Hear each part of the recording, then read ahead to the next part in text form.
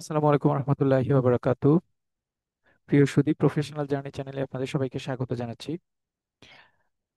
আজকে আমরা six banking professional examination এআইবিবির রিস্ক ম্যানেজমেন্ট এই সাবজেক্টের final suggestion, solution, tips tricks নিয়ে কথা বলবো। চলুন শুরু করা যাক।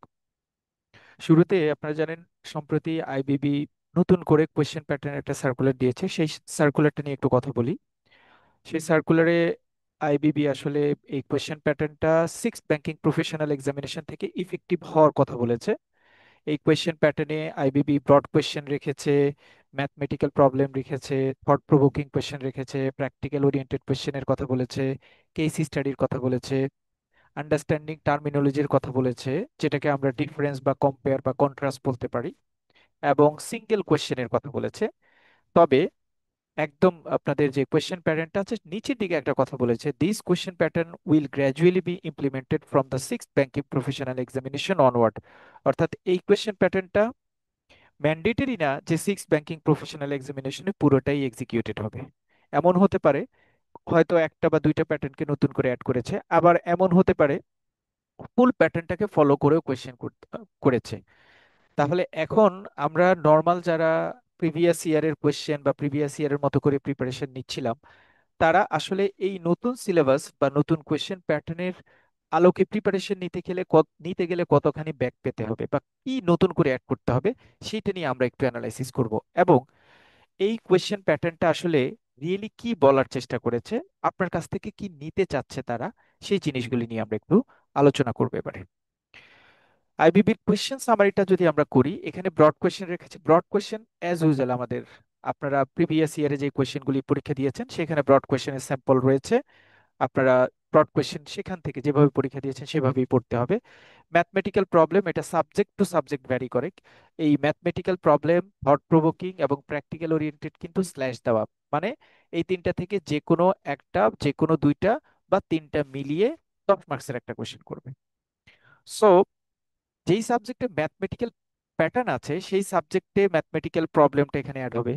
থট প্রভোকিং কথাটার মানে হচ্ছে চিন্তাশীল কোশ্চেন। অর্থাৎ আপনি কোনো একটা ওপিনিয়ন দেওয়ার পর আপনি এই ওপিনিয়ন বা এই স্ট্রাকচার নিয়ে কি ভাবছেন, সেটা আসলে আপনার কাছ থেকে জানতে চেষ্টা করা হয়। মানে একটা সিনারিও দিল, এটা এটা এটা একবারে স্বতঃসিদ্ধ কোনো কনসেপ্ট না। স্বতঃসিদ্ধ কোনো কনসেপ্ট না যে, যেমন স্বতঃসিদ্ধ কনসেপ্ট রয়েছে যদি রিস্ক ম্যানেজমেন্ট বলি, রিস্ক ম্যানেজমেন্ট প্রসেস বলতে কি বোঝা, বা রিস্ক ম্যানেজমেন্টের একটা নির্দিষ্ট প্রসেস রয়েছে, এটা চাইলে আপনি চেঞ্জ করতে পারবেন না। কিন্তু রিস্ক ম্যানেজমেন্টে আপনি এমন অনেক কোশ্চেন আছে যে কোশ্চেনগুলিতে আপনার চিন্তাকে আপনি ইমপ্লিমেন্ট করতে পারবেন। তাহলে যেই কোশ্চেনগুলিতে মেইনলি আপনার ওপিনিয়ন বা আপনার জাস্টিফিকেশন চাওয়া হয়, সেই কোয়েশ্চেনগুলিকে আসলে থট প্রভোকিং কোয়েশ্চেন বলা হয়। খুব ভালো নিউজ হচ্ছে, আপনারা প্রিভিয়াস ইয়ারে 96 থেকে 100তম যে 5টা পরীক্ষা দিয়েছেন, প্রত্যেকটা পরীক্ষায় কিন্তু থট প্রভোকিং প্রশ্ন রিস্ক ম্যানেজমেন্টে আপনারা অ্যান্সার দিয়ে এসেছেন। হয়তো কোয়েশ্চেন প্যাটার্নটা নতুন কোয়েশ্চেন প্যাটার্নের সাথে আপনি অ্যালাইন করতে পারেননি, আমরা আজকে দেখাবো। আমরা স্যাম্পল বেসিস এই থট প্রভোকিং কোয়েশ্চেনও আপনাদেরকে দেখাবো।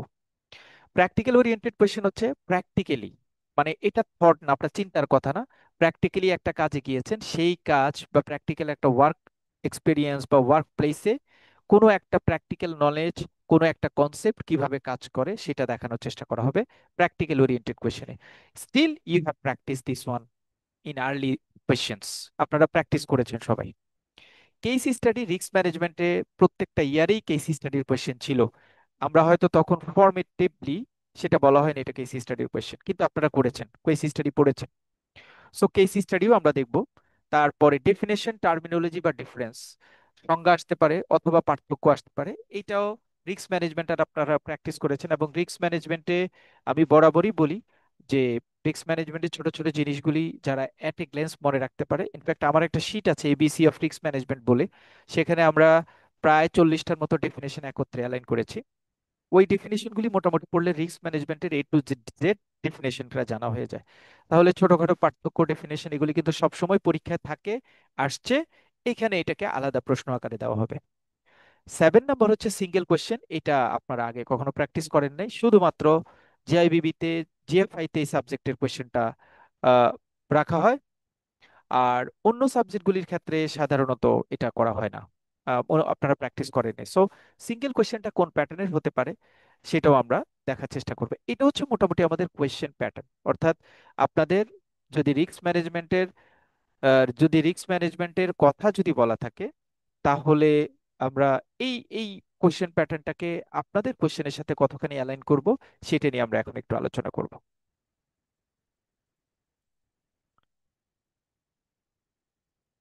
প্রিভিয়াস ইয়ারের রিস্ক ম্যানেজমেন্টের কোশ্চেনটার আমরা মানে সবগুলি কোশ্চেনকে একত্রে করে এখানে আমরা অ্যালাইন করেছি। রিক্স year last fifth banking professional এক্সামিনেশনে 1 নম্বর কোয়েশ্চেনটা ছিল, যেটা আপনার এই যে 7টা ক্যাটাগরির প্রশ্নের কথা বলেছে ব্রড কোয়েশ্চেন, এটা মোটামুটি কভার আপ হয়। এই যে 1 নম্বর ABC দিয়ে ব্রড কোয়েশ্চেন দিয়েছে, এখানে আপনার কোনো মতামত চাওয়া হয় নাই। যেমন বলা হয়েছে what is risk, what are the methods of identification of risk. Risk আইডেন্টিফিকেশনের মেথডটা কিন্তু ফিক্সড। সুতরাং এখানে আপনার ওপিনিয়ন দিয়ে আপনার এখানে কোনো জাস্টিফিকেশন করার কিছু নেই। সুতরাং যে প্রশ্নগুলি স্ট্রেট ফরওয়ার্ড, যেই সব প্রশ্নগুলি হিস্ট্রিক্যাল বেস, যে প্রশ্নগুলি কখনো আনচেঞ্জ, সেই প্রশ্নগুলি সাধারণত ব্রড কোশ্চেনে দেওয়া হয়। 3 নম্বর প্রশ্ন, দেখেন থট প্রভোকিং কোয়েশ্চেন এটা। প্রশ্নটা বলেছে কি, audit committee and internal auditors are considered as an extension of board risk management function. Do you agree with this statement? আপনাকে প্রশ্ন করেছে, আপনি কি এই স্টেটমেন্টের সাথে এগ্রি? মানে আপনি এবার চিন্তা করেন, হ্যাঁ এগ্রি না না এগ্রি। যদি এগ্রি হয় আপনি সেদিকে মতামত দিবেন, যদি এগ্রি না হন আপনি উল্টা দিকে মতামত দিবেন। তার মানে কি, আপনার চিন্তার উপর বেস করে আপনি কোয়েশ্চেনটা অ্যান্সার দিচ্ছেন। এই টাইপস অফ কোয়েশ্চেনকে বলা হয় থট প্রভোকিং কোয়েশ্চেন। জাস্ট আমি গত বছরের কোয়েশ্চেনটা আপনাদেরকে দেখানোর চেষ্টা করছি।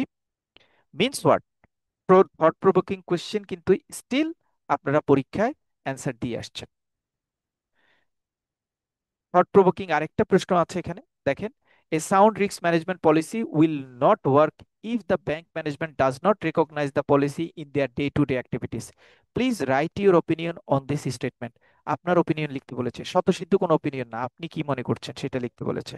So this one is also thought provoking question.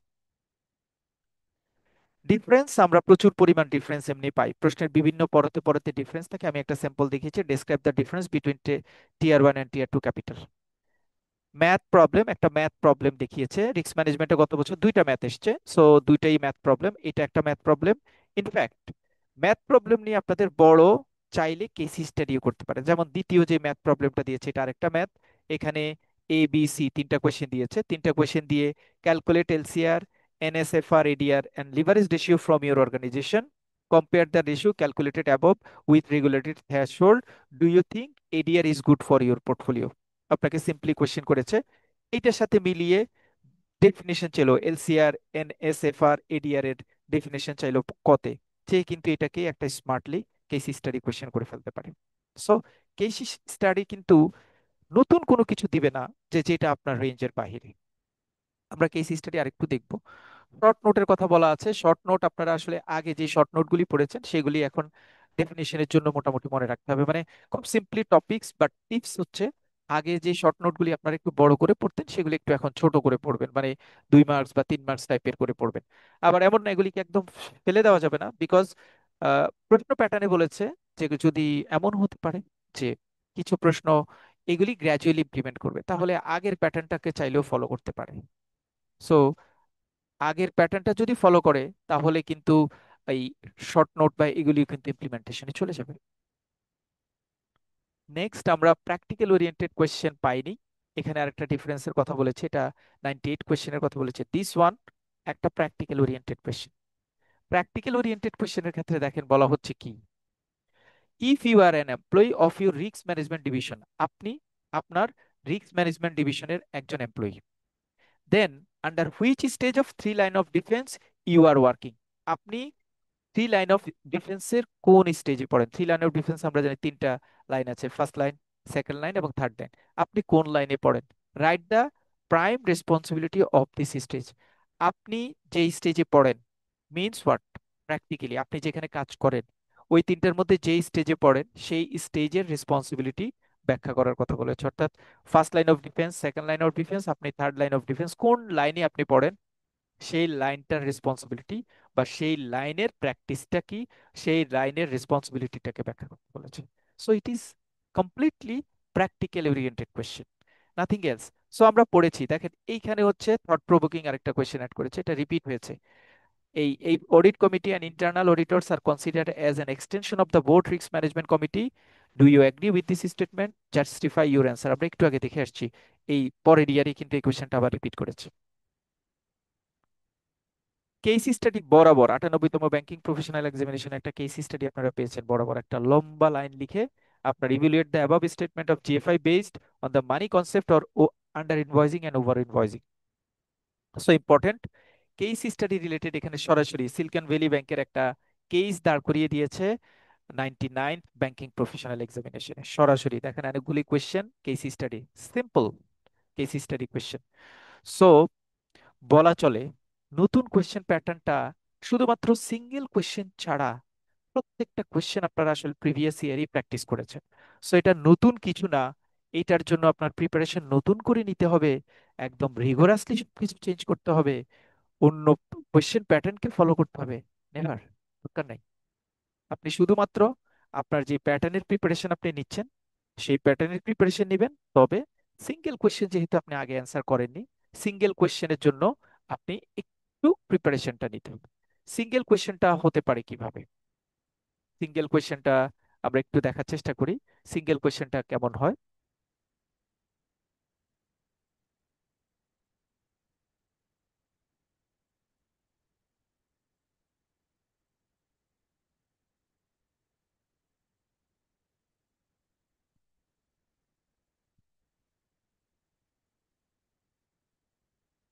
This one is single question. এটা জিএফআই এর জিএফআই এর একটা সিঙ্গেল কোয়েশ্চেনের পার্ট আপনাদেরকে আমরা এখানে দেখানোর চেষ্টা করেছি। সিঙ্গেল কোয়েশ্চেনটা ছিল এরকম: briefly answer the following questions. নিচের এই প্রশ্নগুলির অ্যান্সার দিতে বলেছে, 10টা কোয়েশ্চেন 2 মার্কস। আপনাদের প্যাটার্নটাও এটা কথাই বলে হচ্ছে, সুতরাং জিএফআই এর এই প্যাটার্নে আপনাদের এই কোয়েশ্চেনটা হবে। আপনাদেরকে দেখেন বলেছি কি এই সিঙ্গেল কোয়েশ্চেনের প্যাটার্নটা কেমন হয়। Mention to stake holders of a bank.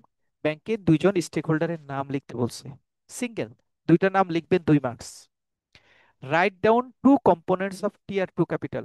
Tear two ক্যাপিটালের দুইটা কম্পোনেন্টের কথা লিখতে বলছে, write down, just straightforward write down, simply, 2 marks. Write the full form of KPI and ALCO. Answer লিখবেন দুইটা জিনিসের, লিখতে পারলে full marks. Mention the categories of non performing loan. Non performing লোনকে কোন ক্যাটাগরিতে ক্যাটাগরাইজ করা হয়? লোন ক্লাসিফিকেশনের পার্ট থেকে আসছে। সিম্পলি ক্যাটাগরাইজ করবেন, আপনার কোয়েশ্চেনের অ্যান্সার শেষ। এই 10টা কোয়েশ্চেন যারা ভালোভাবে লিখতে পারবেন 20 মার্কস, ভালো অ্যান্সার করার সব ভালো মার্কস পাওয়ার পসিবিলিটি রয়েছে। প্লাস এখানে খুব বেশি লেখাও থাকে না। এই হচ্ছে কোয়েশ্চেন প্যাটার্ন। বাট এই কোয়েশ্চেন প্যাটার্নটা, সিঙ্গেল কোয়েশ্চেনের প্যাটার্নটা আপনারা একটু ফলো করতে হবে। মানে যদি টেক্সট বুকটা ভালো করে পড়তে পারেন, আপনাদের জন্য এটা একটা ভ্যালু অ্যাড করবে।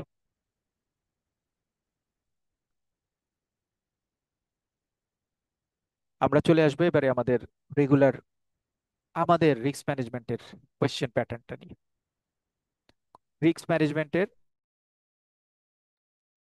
কোয়েশ্চেন প্যাটার্নটা নিয়ে আমরা যে সাজেশনটা রেডি করেছি সেই সাজেশনটা নিয়ে আমরা একটু কথা বলবো। সাজেশনের ক্ষেত্রে আমরা আসলে দেখানোর চেষ্টা করেছি, যেই পার্টগুলি দেখানোর চেষ্টা করেছি সেটা আমরা একটু আপনাদের সাথে শেয়ার করি। আমরা আসলে দেখানোর চেষ্টা করেছি, আমরা স্ট্রেট ফরওয়ার্ড টোটাল ব্রড কোয়েশ্চেনগুলিকে একসাথে রেখেছি। যদিও এখানে মডিউল ওয়াইজ আমরা আলাদা করেছি, বাট আমরা যে ফাইনাল সাজেশনটা রেখে রেডি করেছি সেই ফাইনাল সাজেশনের উপর বেস করে আমাদের কাছে একটা কোয়েশ্চেন ব্যাংক আমরা রেডি করেছি। বাট এটা এক্সক্লুসিভ অ্যান্ড প্রাইভেট, অর্থাৎ আমরা নিজেরা যেভাবে বুঝেছি, নিজেরা যেভাবে পড়েছি, প্র্যাকটিক্যালি যেভাবে ইজি করে পড়া যায় সেই প্যাটার্নে তৈরি করা। রিস্ক ম্যানেজমেন্টের ক্ষেত্রে আপনারা জানেন একটা কোয়েশ্চেন বারবার রিপিট হয়, একটা কোয়েশ্চেনের সাথে অন্য কোয়েশ্চেনের অ্যান্সার মার্জ হয়ে যাওয়ার পসিবিলিটি থাকে। সেই জায়গাটুকুকে, সেই জায়গাটুকু থেকে সেভ করানোর জন্য আমরা কোয়েশ্চেনগুলি একটু সোজা এবং ইউনিক ওয়েতে রেডি করার চেষ্টা করেছি। Broad question, short note, single question, math. যাদের কমপ্লিট কোয়েশ্চেন সলিউশনটা দরকার হয় আপনারা আমার সাথে কথা বলতে পারেন, আমার সাথে যোগাযোগ করবেন। আপনারা ইউটিউবের শুরুতেই আমার নাম্বার দেওয়া আছে, কন্ট্যাক্ট করলে আপনারা নোটটা কালেকশন করতে পারবেন। ওকে, নাও স্টার্ট। ফাইনাল সাজেশনে ব্রড কোয়েশ্চেনটা, আমাদের এই ব্রড কোয়েশ্চেন কিন্তু ব্রড কোয়েশ্চেন না, ব্রড কোয়েশ্চেনে কিন্তু থট প্রভোকিং ইনক্লুডেড, ব্রড কোয়েশ্চেনে কিন্তু practical oriented also included, case study also included. কারণ আপনি যদি কনসেপ্টটা জানেন তাহলেই আপনি কেস স্টাডির অ্যাকচুয়াল অ্যান্সার দিতে পারবেন। প্রথম প্রশ্ন, explain the relation between risk and return, make difference between banking book and trading book. এটা 1 নম্বর কোয়েশ্চেন মডিউল এর। What is risk appetite, why is developing risk appetite statement help in mitigating the risks? Write the risk appetite framework and area of financial institution and non-bank financial institution. Important question module A. What is risk culture, how it should be applied for a financial institution? Important question. What is risk treatment considering the severity and probability of occurrence? How risk should be managed? Module A prashna, very, very important prashna. What is risk governance? Describe the risk governance model or explain the 3 line of defense model in risk governance. এই 3 line of defence নিয়ে কিন্তু আপনাদের ওই thought provoking কোয়েশ্চেনটা এসেছিল। এখানে 3টা জিনিস, risk culture, risk treatment, risk appetite, risk governance, 4টা প্রায় একই জিনিস। রিস্ক অ্যাপেটাইট একটা ওয়ার্ড চেঞ্জ করেছে, রিস্ক কালচার অ্যাপেটাইটের জায়গায় কালচার দিয়েছে, রিস্ক ট্রিটমেন্ট কালচারের জায়গায় ট্রিটমেন্ট দিয়েছে, রিস্ক গভর্নেন্স ট্রিটমেন্টের জায়গায় গভর্নেন্স দিয়েছে। একটা ওয়ার্ড চেঞ্জ, কোয়েশ্চেনের পুরো প্যাটার্নটা চেঞ্জ হচ্ছে। So be careful about risk management. Question select করা, লিখার আগে কয়েকবার চিন্তা করবেন আপনি আসলে কি লিখছেন। আপনি কি রিস্ক অ্যাপেটাইট লিখছেন, না রিস্ক কালচার লিখছেন, না রিস্ক ট্রিটমেন্ট লিখছেন, না রিস্ক গভর্নেন্স লিখছেন। Briefly describe the steps of risk management process, এটাকে অনেক সময় রিস্ক অ্যাসেসমেন্ট প্রসেস বলা হয়, এটা মডিউল বির প্রশ্ন। What is risk assessment techniques, apply the types of risk assessment techniques, এটা ইম্পর্টেন্ট প্রশ্ন। Explain different risk identification method, এইটা 100 ব্যাংকিং প্রফেশনাল এক্সামিনেশন এসছে, বাট রিভিউ করে নিতে চাইলে রিভিউ করে নিতে পারেন, কারণ রিপিট তো কোয়েশ্চেন হচ্ছে আপনারা দেখেছেন। Write the brief classification of financial and non bank financial institutional risk. Financial এবং নন ফাইন্যান্সিয়াল রিস্ক যেগুলি আছে, এগুলি বরাবর একটা বড় প্রশ্ন আসবে না, ডেফিনেশনের সাথে এগুলি অ্যাড হয়ে আসতে পারে, অথবা আপনাদেরকে যেটা প্রেন্স কন্ট্রাস্টের ইস্যু বলেছে সেটা এখান থেকে আসতে পারে। Module C, what is risk management, what are the difference of risk management and capital management, important প্রশ্ন, প্রিভিয়াস ইয়ারের question. What are the elements of sound risk management system, important প্রশ্ন। এটা খুবই ইম্পর্টেন্ট, এই what are the elements of sound risk management system, এইটা খুবই important প্রশ্ন, এবং এইটার সাথে রিস্ক ম্যানেজমেন্ট প্রসেস যেটা, এই 2টা প্রশ্ন খুব important. What are the role and responsibility of the procedure of CRO, কোন একটা ব্যাংকের সিআরও রেসপন্সিবিলিটি কি, খুব ইম্পর্টেন্ট প্রশ্ন। Discuss the major function of shareholder and general public as a key player of corporate governance and risk management process of bank and non bank financial institution, important প্রশ্ন। Audit committee আমরা দেখেছি, এটা 100-তে আসছে, 99-তে আসছে, important প্রশ্ন। Write the role and responsibility of executive risk management committee এবং বিআরএমসি। ইআরএমসি এবং বিআরএমসির রোল, এটা পার্থক্য আকারে আসতে পারে, রেগুলার বেসিসের কোয়েশ্চেনে আসতে পারে। Explain the function of risk management division, RMD ডিভিশনের ফাংশন আলোচনা করো, এটা লাস্ট ইয়ার আসছে, এবার লেস ইম্পর্টেন্ট, বাট আপনারা কনসেপ্টটা নিতে হবে। Write the role of board of directors for ensuring sound risk management in financial institution, important প্রশ্ন। এটা অল্টারনেটিভ হিসাবে how the board of directors are hold ultimate responsibility for bank, এই টাইপের question আকারেও আসতে পারে। Briefly discuss the steps of operational risk management process, what are the techniques and factors of operational risk management process, module D, very very important question. Discuss the central banks initiatives in handling operational risk management in banking industries, এটা previous ইয়ারে প্রশ্নটা আসছিল, important প্রশ্ন। What are the challenge that faces by different commercial bank for managing operational risk, very very important question, এটা contemporary issues practical oriented question হতে পারে। Discuss different steps and components involved in successful implementation of ERM. What are the challenges faced to implement ERM in our banking industry? Very, very important question. ERM থেকে কোয়েশ্চেনটা আসবেই। What is stress testing and duration gap? Write the scope, techniques of stress testing. Why is stress testing important in ensuring the financial stability in the banking sector of Bangladesh? Very, very important question. What is credit risk? Write the classification of credit risks. What are the causes of standalone and portfolio credit risks? আমরা জানি stand এর মধ্যে আবার 2টা part আছে, ডাউনওয়ার্ডের একটা point আছে, তারপরে পোর্টফোলিও রিস্ক ম্যানেজমেন্টের ক্ষেত্রে কনসেন্ট্রেশনাল রিস্ক এবং সিস্টেমেটিক রিস্ক, এরকম ক্লাসিফিকেশন দেওয়া আছে। সো এই ক্লাসিফিকেশন গুলি ইম্পর্টেন্ট, কারণ ডেফিনেশনটা যেহেতু টার্মিনোলজি আকারে আলাদা 2 মার্কসের প্রশ্ন আসে, এখান থেকে এইটুকু প্রশ্ন কিন্তু আপনাদের আসতে পারে। What are the indicators of high risk and poor risk management in financial institution? Very, very important question. Very, very important question. But slightly different. মনে রাখতে হবে, এই কোয়েশ্চেনের প্রথম পার্টে বলা হয়েছে হাই রিস্ক, আপনার কোন কোন ইন্ডিকেটরগুলি হাই রিস্কের ইন্ডিকেটর। আর দ্বিতীয়টা হচ্ছে ম্যানেজমেন্ট রিলেটেড প্রশ্ন, what is ALCO and ALCO paper, write the constitution and key agenda of ALCO, very very important প্রশ্ন, ভেরি ভেরি ইম্পর্টেন্ট প্রশ্ন। What is derivatives, write the different derivatives in FX market, write the different functions of treasury. এটা less important প্রশ্ন, but এটা আমরা পড়বো। What are the steps have been taken by bank and NBI for mitigating AML and CFT risk, very very important. AML CFT থেকে আপনাদের একটা প্রশ্ন আসবে কেস স্টাডির জন্য, সবচেয়ে ইম্পর্টেন্ট টপিকস। কেস স্টাডির জন্য দুইটা টপিকস খুব ইম্পর্টেন্ট, একটা হচ্ছে এএমএল পার্সপেক্টিভ, এএমএলটা, এবং ভ্যাসেল থ্রিটা। Write the component principal and function of ICC division, important প্রশ্ন। Vessel 3, briefly discuss Vessel 1, 2, 3. What do you mean by market discipline? What is its purpose? Identify its and list an area of disclosure required by the third pillar of Vessel 3. Explain different vessel and liquidity topics. এই টপিক্সটা খুব important. Then, why capital is important in bank? Make the relationship between capital and risk management. How capital should be involved in banks dividend policy, ব্যাংকের dividend পলিসিতে এটা কিভাবে কাজ করে, important প্রশ্ন। What is ICT risk, how cyber crime should effect in banking industry, make difference between ICT risk and cyber risk. ICT এবং cyber রিস্কের মধ্যে কোন কোন সুবিধা আছে সেগুলি এখানে বলা হয়। What is risk rating, risk rating বলতে কি বুঝো। Discuss the role of CIB and credit rating system in banks for mitigating risk, এটা প্রিভিয়াস ইয়ার একটা কোয়েশ্চেন এসেছিল, not so important. What is risk register? How you make difference between key risk indicator KRI and key performance indicator? মডিউলে এর একটা প্রশ্ন previous ইয়ারে এসেছে, সেজন্য আমরা এটাকে ইম্পর্টেন্ট হিসেবে রেখেছি। What is TBML and credit based money laundering, explain. TBML এবং ক্রেডিট বেসড মানি লন্ডারিং কাকে বলে, এরা তার রেড ফ্ল্যাগগুলি কি কি, সেই চ্যালেঞ্জগুলি কিভাবে মোকাবেলা করা যায়, মানি লন্ডারিং কাকে বলে, মানি লন্ডারিং কিভাবে প্রতিরোধ করা যায়, এই ইস্যুসগুলি। মানি লন্ডারিংটা হটকেক, কেস স্টাডির জন্য খুবই ইম্পর্টেন্ট, খুব important. What are the core risk according to Bangladesh bank guideline, Bangladesh bank guideline অনুযায়ী কোর রিস্ক গুলি কি কি আমরা জানি, ছয়টা রিস্ক রয়েছে। সেই ছয়টা রিস্ক নিয়ে একটা ছোট্ট প্রশ্ন আমরা এখানে ইনক্লুড করেছি। এবারে আমরা শর্ট নোট নিয়ে কথা বলবো।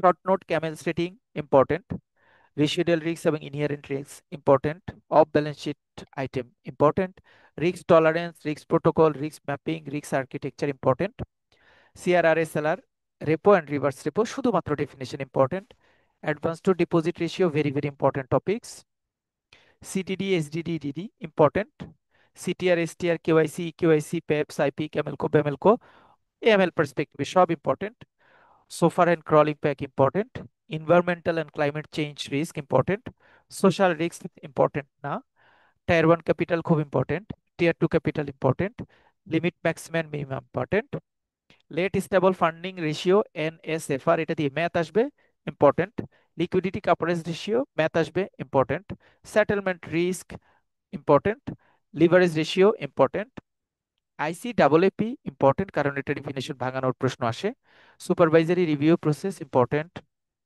Risk weighted asset very very important, risk weighted asset এটা খুব important, capital conservation buffer important, cryptocurrency এটা আউট অফ রেঞ্জের একটা কোয়েশ্চেন, বাট এটা যেহেতু রিস্কের সাথে জড়িত, এটা যেহেতু ব্যাংকের রিস্ককে ইনক্রিজ করে, দ্যাটস ওয়াই এটা আমরা এই প্ল্যানে রেখেছি।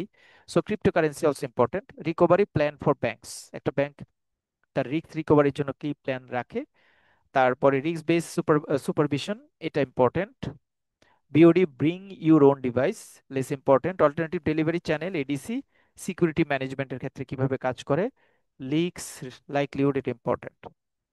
ম্যাথ সলিউশনের ক্ষেত্রে তিন ধরনের ম্যাথ করবেন, এর বেশি ম্যাথ করার দরকার নেই, কারণ ম্যাথ খুব বেশি এমফাসাইজ দেওয়ার এইখানে দরকার নেই। নর্মালি ক্যাপিটাল আপনাদের ভ্যাসেল থ্রির টিয়ার one capital, tier two capital এবং এটা জাস্টিফিকেশন নিয়ে যে ম্যাথটা আছে এটা ভালো করে পড়বেন, খুব ইম্পর্টেন্ট। যদিও গত বছর আসছিল, বাট এটা ইম্পর্টেন্ট। রেশিও অ্যানালাইসিসের ক্ষেত্রে এলসিআর, এনএসএফআর, এডিআর রেশিও এবং লিভারেজ রেশিও মিলিয়ে একটা ম্যাথ আসে, লাস্ট ইয়ারও আসছে, এর আগের ইয়ারও আসছে, তার মাঝখানেও আসছে।